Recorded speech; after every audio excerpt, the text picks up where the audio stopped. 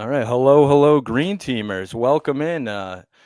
You're hearing my voice first for the first time. So that means James Stewart is taking some much deserved time off at the All Star break, as he should. But figured we didn't do one last week because of the Super Bowl. So I had to give a call to a fellow Green Teamer. I hope that's not saying too much, but my good friend, 98.5's very own Sean Sylver is going to join us today on the Green Teamers podcast to kind of break down the Celtics at the All Star break. Silver, how we doing? Hey Skaz, I'm doing well. Appreciate you having me on. Like the sports writer in the movie Slapshot with Paul Newman. If you said it, to paraphrase, if you said it, then it must be true. You can call me a green teamer. But break glass in case of emergency. If you need me, I'll be there. Well, very appreciative. The people have been clamoring for it, even if you don't believe that, it is true. The people want Sean Silver, of course, his Celtics expertise. So we'll start, kind of broad, Sean. What did you think of the first half? A little different than last year, not as totally dominant. I know they headed into the break kind of on a more positive note than they were over the last, say month and a half, where they were, 11-9 or whatever it was. How do you Yeah. kind of, do you feel differently about the team than last year? Better, worse? Where are you at with the Celtics team at the break? Yeah, I mean, it's impossible not to feel differently. I mean, I'm approaching it differently as a fan. I'm not as voracious. I felt a real I don't know, Skaz, and you've been in the culture at 98.5 for a long time now. The Celtics fans were, we were kind of like people would like joke around with us, about the team. Because the Celtics had been the longest without pulling down a championship. They've been knocking on the door for a few years, but until you get that hardware, then you're not really in the conversation. And I had made the prediction in 2019 or 2020. I was like, all right, the Celtics are going to be the next one, among the big four. It kind of seemed like an inevitability, but they just weren't able to get over the hump. And then, yeah, that's when they constructed not only the team, but that attitude where we're just going to go out there, we're going to beat teams down, we're taking no prisoners, we're not going to give away leads, we're going to cruise through the playoffs. All of it just manifested. I mean, it was almost at times it almost seemed too easy last year. They were like that focused and that engaged, and that really shows you what the top is. That's the peak of their potential. It's impossible, even with the same lineup, to kind of follow up like that. Teams rarely repeat. I've kind of consistently made the point.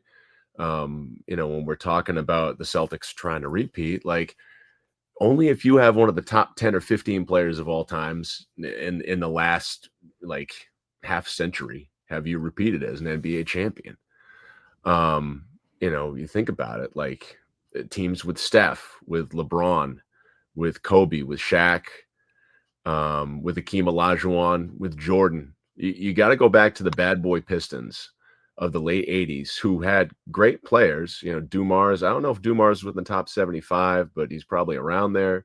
Isaiah Thomas, probably, if you're looking at like Bill Simmons's basketball pantheon or whatever, Isaiah Thomas is probably in the top 30 or something like that. But you got to have one of like the guys, MVP caliber guys, repeat MVP caliber guys to back.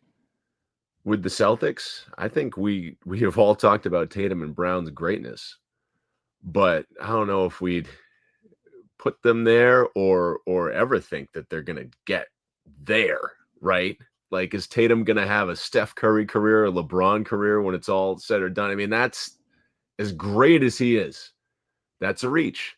So you're looking for a team to go back to back that's made up a little bit differently. Its DNA is a little bit different. It's a great team, and great teams win championships, but they don't go back to back. So the trick is the mentality and, of course, the health. And that's really what you saw in the first half here. The health wasn't there. Their starting lineup got mixed up. There were some bumps in the road, and oddly, they played more poorly after Porzingis came back than when he was gone. And yeah, they're not killing teams like they did last year. Sure, they're still killing teams. They've given away some leads, but that's again, how can you stay that engaged for 82 games after what you did last spring and the run that you went on? It's kind of an impossibility to stay that locked in. Yeah, I'm with you, and I think when you talk about like viewing it differently and feeling differently about this team than last year's team, I think that's important too because we've talked about this a little bit on the night show, but last year I felt like the one seed was almost a necessity for them Mm, because they hadn't gotten over the hump yet because they needed every little, they were so dominant, but I still felt like they needed things like home court to kind of get them finally over that hump. This year, I don't feel that way at all. They've been an incredible road team. They've constantly, yeah, even when they haven't made it to the finals, they've been a dominant road playoff team. So for me, I think when you bring up health, that's kind of where I am on this. And the Porzingis thing, they've been great. Obviously when he first came back, they were going through some things, but they've been great in their last 10 games. I think him and Tatum have been their two best players. And if you wanted to argue Porzingis has been their best player over the last, 10 to 15 games, I would have no real problem with that. So, yeah, for me, the seeding this year, I don't think it's as important. I think health is the number one importance for this team. Do you think, we just saw Jalen. I know you're a big Jalen guy, mhm, and I'm a big Jalen guy too. And I think the Jalen conversation's kind of gotten a little, I don't like the Jalen conversation this year, really. I think it's been unfair to Jalen. I don't ever want him not to be a Celtic. I think they need him to win a title. I can't imagine a better, running, pair than Tatum and Brown. But what did you think of Jalen's first half? He's kind of, it's weird. His numbers are still good. He's still, an elite player at times, but he has had nights where he's just kind of, not there. And I know he's had his mom's house was broken into. He's been dealing with some injuries and stuff like that. Where are you kind of on the Jalen Brown conversation this year? yeah. I mean, Jalen's a special player, and when we talk about Tatum and Brown and like try to place them all time, in their legacies, and I come out with a statement like, "Oh, well, neither one of these guys is going to be top 15 all time." I mean, wouldn't we be so blessed if Tatum and Brown are like, and I know we hate them like as a, Detroit, right, from the 80s, but like our Isaiah and Dumars, like those guys spent 10, 12 years together, dominated the league for a little while, couple titles, couple more conference finals, like, all-star games, all that. Like that would be really great. Jalen Brown's, he's a cerebral guy. He's wired a bit differently from what you would think of the stereotypical basketball player, which I think is a good thing because it's a counterbalance, to some of the guys that are around him. They all kind of have different personalities and backgrounds, and when you think of them as people and not just guys running around in green, it's a really interesting mix of experiences that brings the Celtics team together. So, you kind of hope that like those relationships in the locker room with the coaching staff, they'll be able to kind of get Jalen right and in the right headspace to compete here. Yeah, there's always a lot swirling around Jalen Brown, and I had to laugh when Kevin Durant came up, in the trade conversations around that. Just like, oh, well, Kevin Durant's going to be on the market again, and I'm like, oh, you know, we could have traded Jalen Brown for Kevin Durant 2 years ago because everybody wanted to, right? He's been. I'm glad we held on to him. Obviously, the Celtics won a championship for God's sake. He's been less efficient, and maybe some health and maybe some head stuff might be bothering him. Porzingis being right is just an excellent on-court tag team partner for him. So, I feel like now, unlike last year, where again, you were saying home court advantage, you needed every edge you could get. This year, it's kind of like we've seen it, and we know that you no longer need the edge, you just need to be right. And if you're right, you're going to be able to do it. And I have faith in Jalen Brown of 7 or 8 years of watching him now that he's gonna get right. It's just, yeah, I don't know. It's that classic like he goes off in the first quarter thing, right, Skaz? Yeah, yeah. And then it's like, wait a minute, it's 8 minutes left in the game and he's still got 12 points. Like, um, but that may also just be a product of the team that they have sometimes. Sometimes they don't need him. Sometimes they do need him. But again, that's really coaching and headspace and just having the locker room right and knowing when you need to strike. He's our cobra. He's takes no prisoners sometimes. Yeah, I'm with you, and I never wanted to trade Jaylen Brown for Kevin Durant. I was never one of those people. Anthony Davis too. I know Anthony Davis finally got traded at this trade deadline. I never Mm, wanted to do the Tatum for Anthony Davis trade either. I think yeah. the Celtics are uniquely lucky almost in the NBA in having Tatum and Brown. You look around the league and teams, they might have a guy that plays like Jason Tatum or a guy that plays like Jaylen Brown, but they don't have Jason Tatum and Jaylen Brown. These are unique individuals, not just on the court, but off the court too. They just want to play basketball. And Jaylen, obviously, a lot more than that off the court. He's an activist, a philanthropist, Mm, all those things. But I think they are, uniquely driven guys that have, their own motors. They don't need, extra motivation. They show up every day. They want to play every night. Tatum, almost to a detriment, wants to play every single night. You can't get him off the court. So, and you bring up the coaching. I thought Missoula. I don't want to say he's had a down year from last year because last year was historic, but I do think there are things this year where you kind of look at like the rotations and Pritchard, Hauser, Cada's trying to get more minutes. I think Luke Cornett's been really good this year, but yeah. it wouldn't be a Celtics podcast if we didn't bring up Missoula and the 3-point shooting and all that. So now that I don't know, we're 3 years into Missoula ball now or whatever it is, they're never going to go away from it. And we've seen it, they lost to the Raptors this year. They've had some off games, that lost to the Lakers, fifth game in 7 nights. So how do you feel about Joe Missoula at the All-Star break? But I feel fine because again, we've seen it. Nobody needs this damn parade. Who cares? Whenever I say we've seen it, I think of Joe Murray. Um, but as far as Joe, I mean Missoula, um, credit to him for some of the things you mentioned. Having a perceived lack of depth at the big man positions and getting what he has out of Cornette and Cada this year has been something to be admired. Kind of giving Pritchard the green light to be why do I keep going back to Pistons references? But he's kind of like the microwave bench player for the Celtics right now. I mean, even making a 6-man run. So credit him for being able to realize and integrate, players in. Torrey Craig, we could see. I kind of see him as like in a perfect world, like a homeless man's James Posey kind of deal.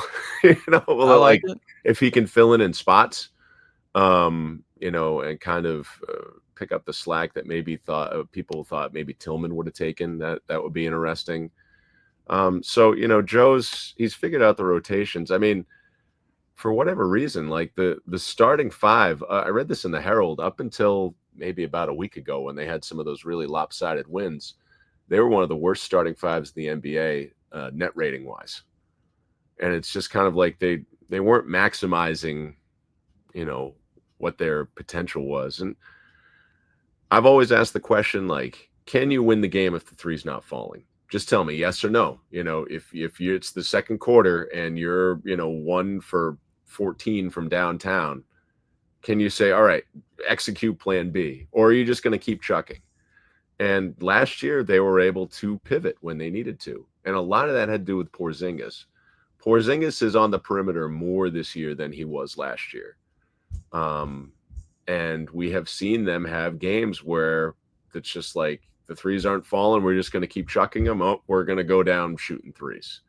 Unlike last year where I thought kind of creatively they would come up with ways to win games. And we've seen 4 double-digit losses this year. We only had 5 or 4 double-digit losses just in that little 11-9 stretch there. You only had 5 all last season. So there have been some things this year. I don't know if it's Joe. I don't know if it's just like disengagement from your principal players, your starting 5 guys, but there are times that they haven't been effective. Again, it's tough for me to question it when again we've seen it work. Yeah. So I can't be worried.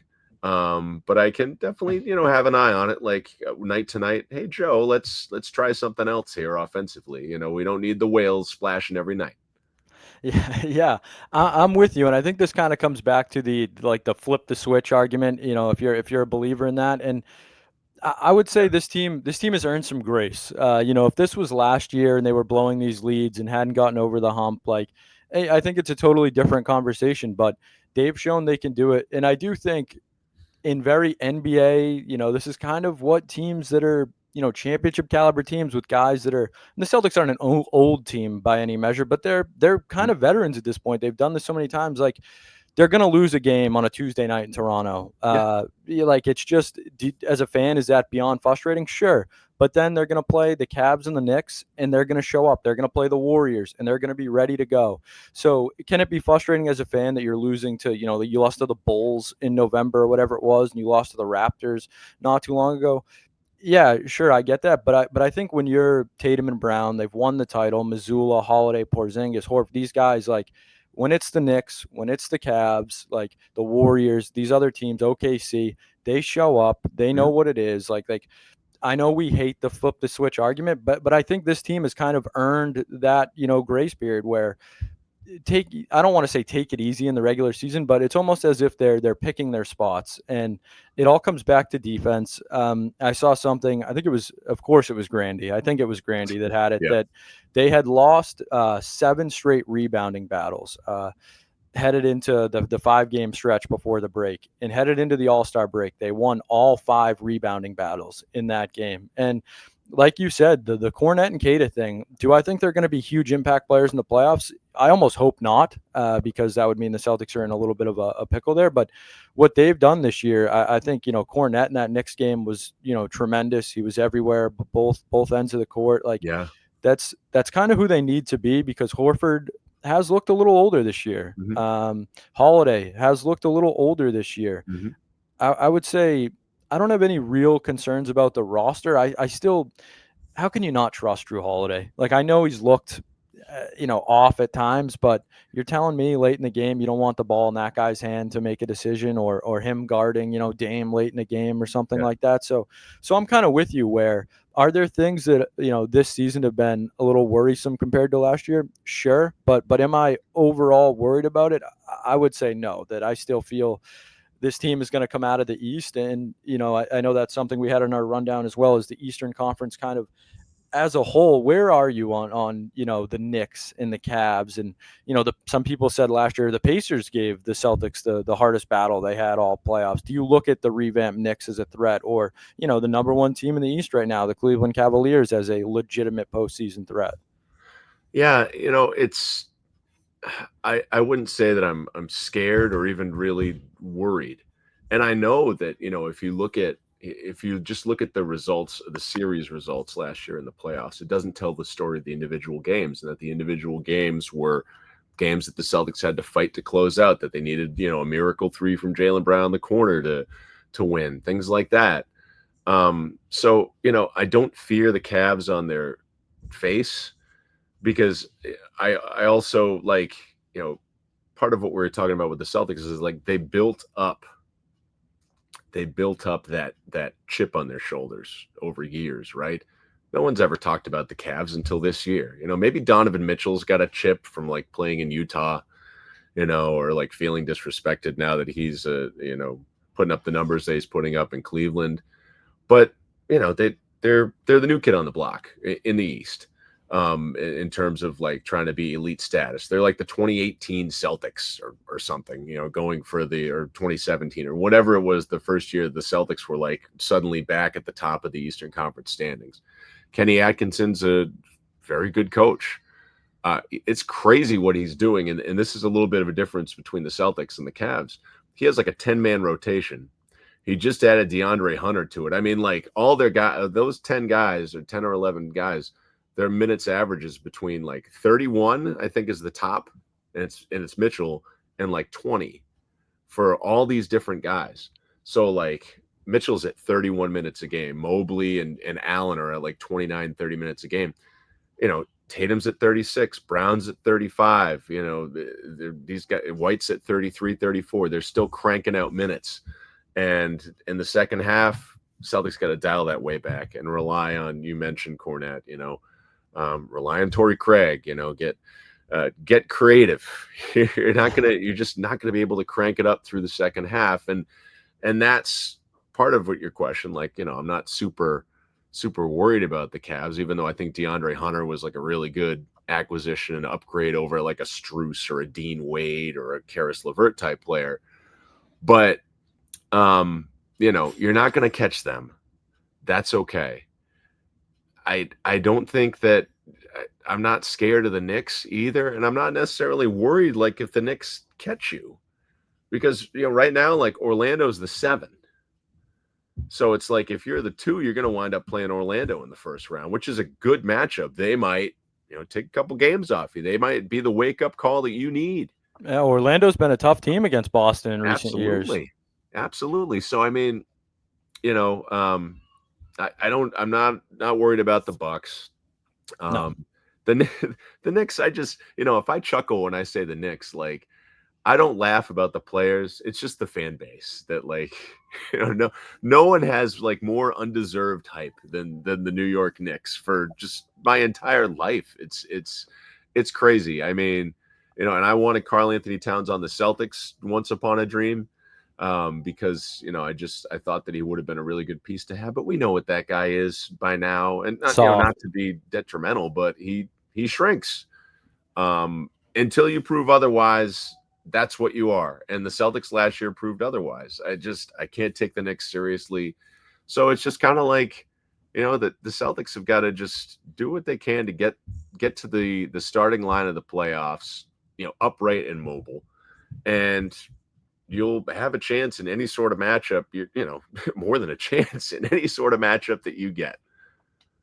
Yeah, I'm with you, and I think when I look at the Knicks too, they do have top end talent, but one thing too that you're starting to see is the Tom Thibodeau effect. And I love Tibbs. He won a title with the Celtics, defensive coach, but look at what he did to the Bulls. Look at what he did to Luol Deng. Yeah, exactly. Look what he did to Derrick Rose. Like, Luol Deng, yep. These guys are playing 48 minutes a night just about. Like, it's what Tibbs does, and you're starting to see it. Like Josh Hart, who's been tremendous this year for them, just a total jackknife player, can do a little bit of everything. He's banged up. Towns has been banged up. Mitchell Anunoby's missed time. Anunoby, another guy. Like, and that's what Tibbs does. Like, you're gonna play hard, but you're gonna play a ton of minutes, and that wears on these guys, especially for a Knicks team where, Brunson and Cat, like, these guys have played a ton of NBA minutes, but they haven't had long seasons. They haven't been to a conference finals or a finals, so that's going to wear them down. I think they are starting to break a little bit, and I don't think their rotation is deep enough to hang with the Celtics. I don't think they can score with Boston. I don't think they can defend with Boston. When it comes to the Cavs, you mentioned the 10-man rotation. That's something also where I don't know if that works in the playoffs. I don't think you can have a 10-man rotation in the playoffs. I think, 7, maybe 8 deep you can go, here and there. That's just – I like Kenny Atkinson. I think they have a very good roster. I don't think they have the elite talent that can run and gun with Boston for a 7-game series. I don't see it in the Eastern Conference outside of Boston right now. And maybe that's some bias speaking. Maybe that's overlooking some of the talent. But just when the Celtics have played these teams in the regular season, when the Celtics take it to that next level, these teams don't have that level. They just don't. Yeah, it's all about accessing that next level for the Celtics. Is if you can get back there, then you're going to be fine, because that's what you are, and it's just facts. That's what these teams are until you can roll up all the regular season wins that you want, Cleveland. You're still like Darius Garland and Donovan Mitchell. Great little scoring punch from your backcourt, but are they on Tatum and Brown's level? No. No. And yeah, you got a great combo of bigs inside and great depth, but when you just put it all together, it just sort of pales. Again, you get that shine by being there and doing it. So maybe there is some bias to that, but again, that's just the story so far. That's what we know. Yeah, they kind of remind me of like those Hawks teams, like I don't know, 5-10 years ago, where they'd be a top 4 seed maybe, but they didn't have it to get over the hump. I feel some good regular season team, but I don't see it in the playoffs. I don't want to keep you here too long, Sean. So No, I'll just quickly I'll give you some of my, I don't want to do winners and losers or first half grades, but I'll just say the guys I was most impressed with and maybe disappointed with in the Celtics. And we can do maybe just a minute or two on, what to expect in the second half. And if you have any Luka thoughts, I've been outspoken that I think it was maybe the dumbest trade in the history of sports, trading a 25-year-old, generational player for injured Anthony Davis. But we can get to that. For me, this year, to say anyone on the roster has been a huge disappointment is probably a little unfair, but and I've talked about it, and I almost feel bad because he's been so bad this year that Missoula's almost taken him completely out of the rotation. But I think Xavier Tillman has been really disappointing this year. And yeah, I liked it when they brought him in. He had a huge shot in the playoffs last year too, a little elbow jumper, a guy that people were lauding as the Al Horford replacement at one point. That he was this 25-year-old that was going to come in and be the next Al Horford.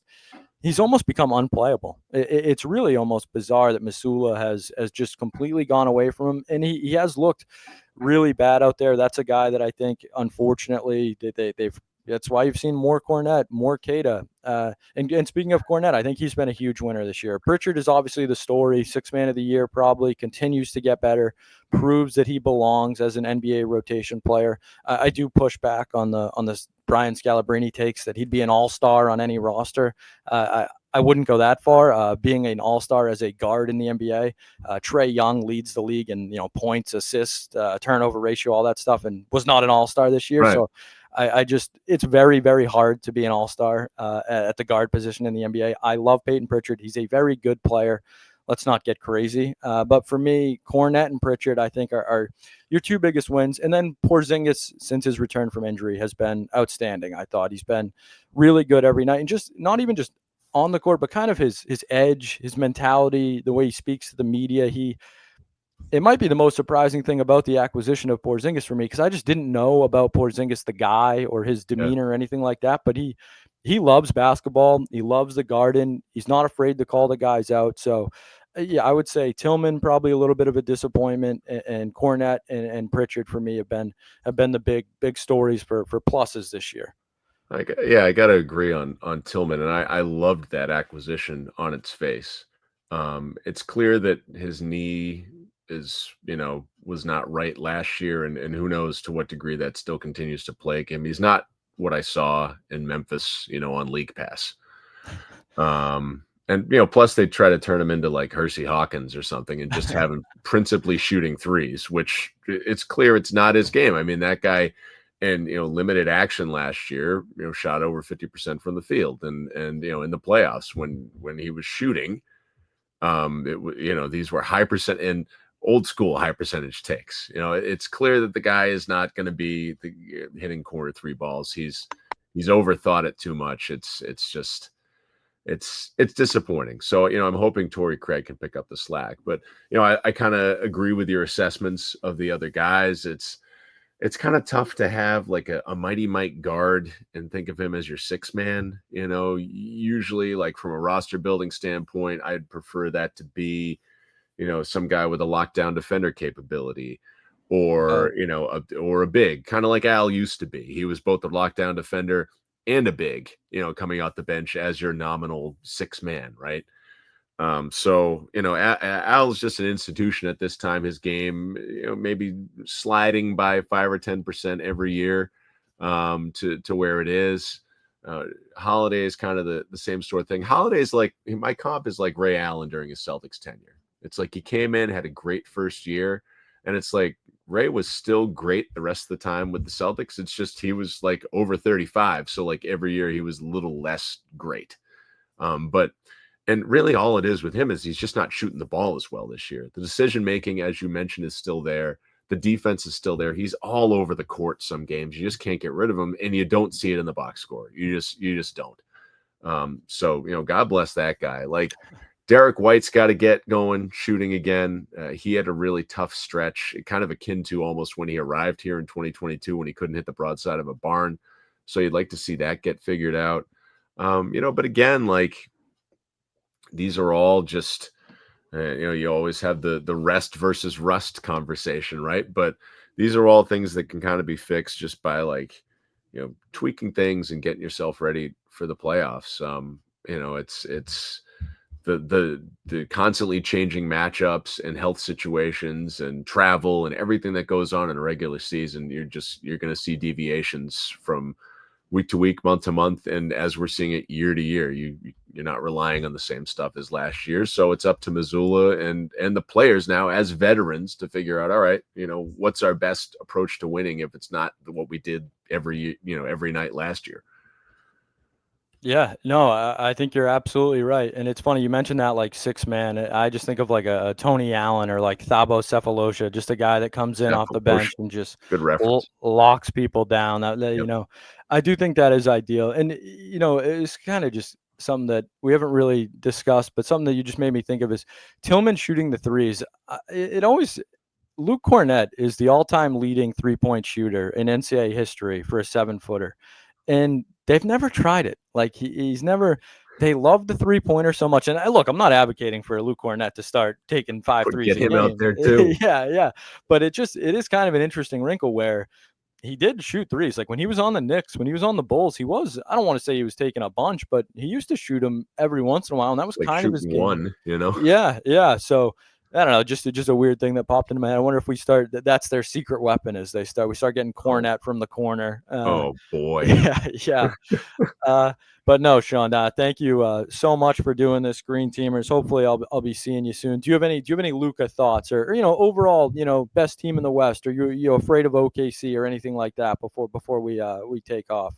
Yeah, I mean, I don't know if OKC's there, but they're definitely scary. I mean, I did that game uh, when they played Oklahoma City earlier in the year, and yeah, they, they were legit. I don't even think they had Chet for that one. No, yeah, Um, their but defense is. Whew. yeah, yeah, and again, that's on them to figure out, how to integrate Chet back effectively into that mix with some of the revelations that they've had roster wise this year. But they're definitely cruising. I don't know. I mean, Denver's always going to be in the mix. I feel like I don't know. I kind of feel like this is like the upstart year for Oklahoma City to come out, and what a finals that would be on paper at least. The Lakers even with Luca, I'm just not worried because it's kind of like, all right, well, you've minimized Austin Reeves now.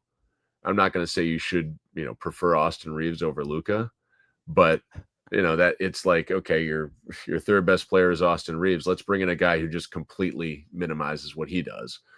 It's a classic Lakers trade where it's just like, let's bring in a name as they've done throughout history, Wilt, Kareem, Kobe, Shaq. It just like if you Steve look at the Nash. greatest players of all time, like 3/4 of them have played for the Lakers at some point. It's just, and now Luka Doncic is there. Um, I'm not one to kill Harrison as much as other people have. Obviously, the return of Anthony Davis is like, what? Like Anthony Davis is going to be hurt. He's always hurt. He's the Clay Buchholz of the NBA. But, um, like he, I don't know. It's like Belichick and Malcolm Butler at the Super Bowl. I don't know if we'll ever know all the reasons here, but it seems like there's a variety of theories, and maybe one or more of them are true. And it's again, we've seen it over and over again. People wanting to force their way out of Middle America to get to New York or L.A.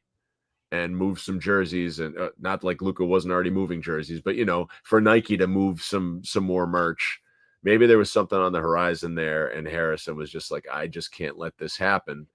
And now he's the sacrificial lamb because this trade looks like a disaster. Now, with a healthy Anthony Davis, Dallas is kind of cool.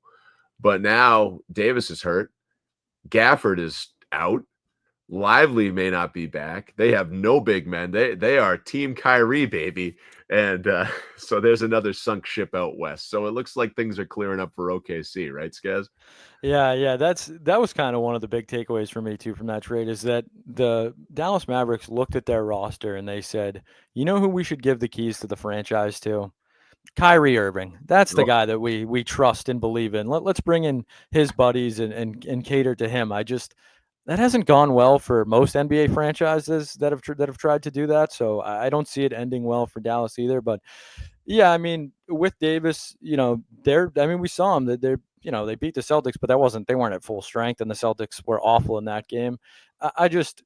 I can't get behind trading a Luka Doncic, especially when you don't shop him around. That was kind of the thing too that I think you got to shop him around. Look, do I get it that he'd be furious and his agent and the media circus? Sure, but that media circus is worth getting the best possible return for one of the top, I don't know, 15, 20 offensive players arguably of all time.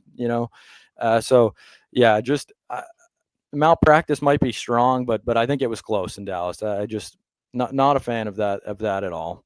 Yeah, I maybe Harrison was just trying to be too cute here, and hey, we're part of the media, right? But the I'm tired of what goes on whenever a star player requests a trade. It's just it's yeah, look, like I said, we did the Kevin Durant thing Yeah. here for an entire summer, needlessly, but we did it anyways.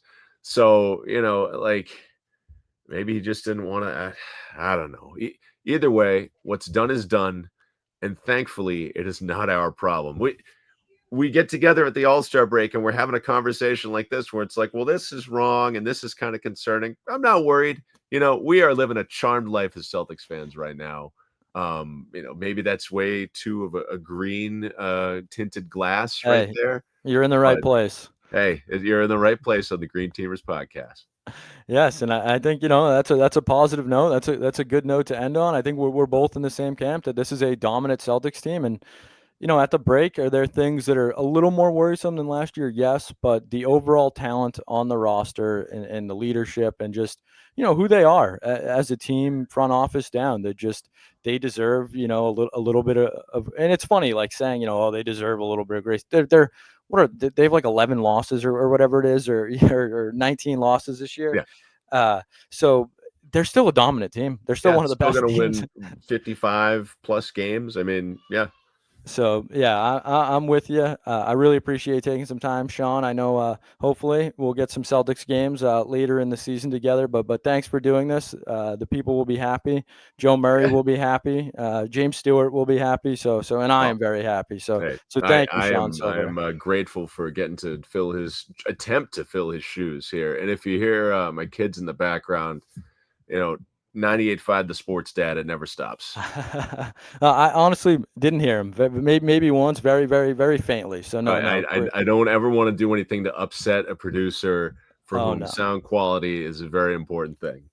Well, I appreciate that, but no, your mic crystal clear the whole time. So, Cool. thank you so much, Sean, and for all the green teamers out there. Me and James Stewart, and maybe with another guest, who knows? But we will be back next week. So, thanks so much, and as Jay Stu would say, happy green teaming.